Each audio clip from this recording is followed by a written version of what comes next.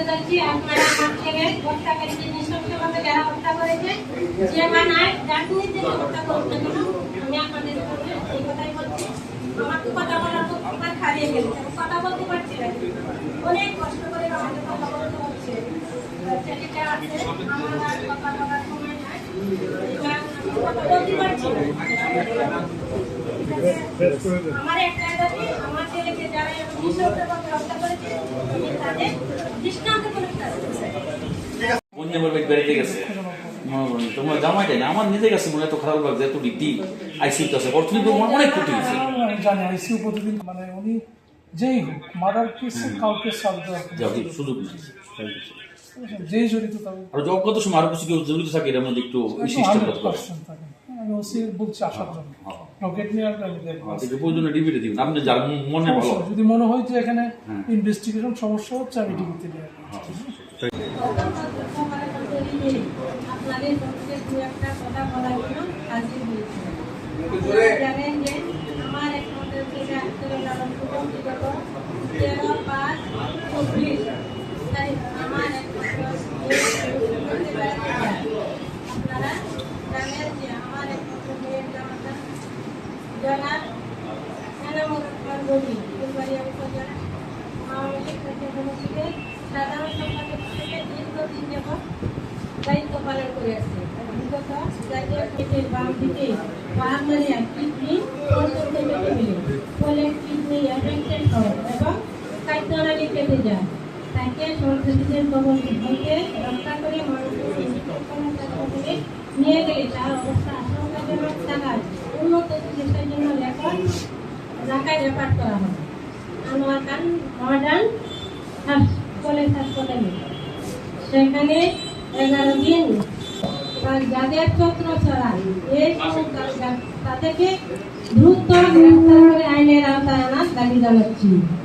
আপনাদের আরো জানাতে চাই যে সন্ত্রাসীরা আমার ছেলেকে খুন করে ক্লান্ত হয়নি, তারা আমার ছেলে এবং মেয়ের জামাতা সহ আমাদের লোকজনদের বিরুদ্ধে একটি মিথ্যা মামলা দায়ের করেন। আমি আপনাদের মাধ্যমে এই মিথ্যা মামলা প্রত্যাহারেরও দাবি জানাচ্ছি। আপনারা এতক্ষণ কষ্ট করে আমাদের সাথে থাকার জন্য সবাইকে ধন্যবাদ। আসসালামু আলাইকুম। আন্টি, আমরা জানাজার পরে আমরা ফুলবাড়িয়া ওসি মহোদয়ের সাথে কথা বলছি। উনি বলল যে 8 জন হাইকোর্ট থেকে আগাম জামিন নিয়ে আসছে, 7 জন ময়মনসিংহ জজ কোর্ট থেকে জামিন নিচ্ছে, আর একজনকে গত 14 মে তারা গ্রেপ্তার করছে 4 নম্বর আসামিকে, সে জেল হাজতে আছে ময়মনসিংহে। 4 সপ্তাহের জন্য জামিন নিচ্ছে 8 জন। এই কথাটি সত্য, তারা হাইকোর্ট থেকে অগ্রিম জামিন নিয়ে আসছে, আর একজন 14 তারিখে একজন গ্রেপ্তার হয়েছে।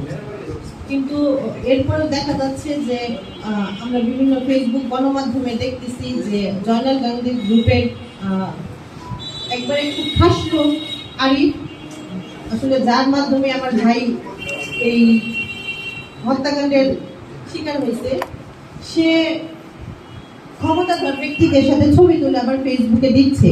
এটা কিভাবে সম্ভব হচ্ছে? এটা আপনাদের কাছে আমার প্রশ্ন। মানে মানুষ কি এতটাই তাদের ছত্রছায়া তারা চলতেছে, তাহলে আমরা এখানে কি বুঝবো যে তারা ক্ষমতাধর ব্যক্তিদের ছত্রছায়ায় রয়েছে? ওনারা বলছে যে এই মামলার সাথে হত্যা মামলাটা অ্যাড হবে। সাংসদ মানিক সরকারের ছত্রছায়ায় রয়েছে, কারণ তার সাথে ছবি তুলে ফেসবুকে দিচ্ছে, তো আমরা তো সেটাই দেখতেছি যোগাযোগ মাধ্যমে। সকলের মায়া মমতা ত্যাগ করে শুভ আমাদের মাঝ থেকে চলে গেছে। তারই পরিপ্রেক্ষিতে আজকে তার পরিবারের তার মা, শুভর মা, একমাত্র সন্তানের জন্য আজকে আপনাদের সম্মুখে উপস্থিত হয়েছেন। এবং ইতিমধ্যেই দুঃখের সহিত আপনাদেরকে বলতে হয়, আমি সংগঠনের নেতা হিসাবে আমাদের সংগঠনের এখানে মহানগর প্রেসিডেন্ট সহ অন্যান্য নেতৃবৃন্দ আছেন। আমরা এই পর্যন্ত একজন আসামিকেও এই বিষয়ে তারা গ্রেফতার করতে পারে নাই। পাশাপাশি একজন দিনমজুরের ছেলে সেই শুভকে হত্যা করেছে। সেই দিনমজুরের ছেলে সেই জনপ্রতিনিধিকে নিয়ে তার এমপি হোস্টেলে তার ছবি আবার ফেসবুকে ভাইরাল করেছে।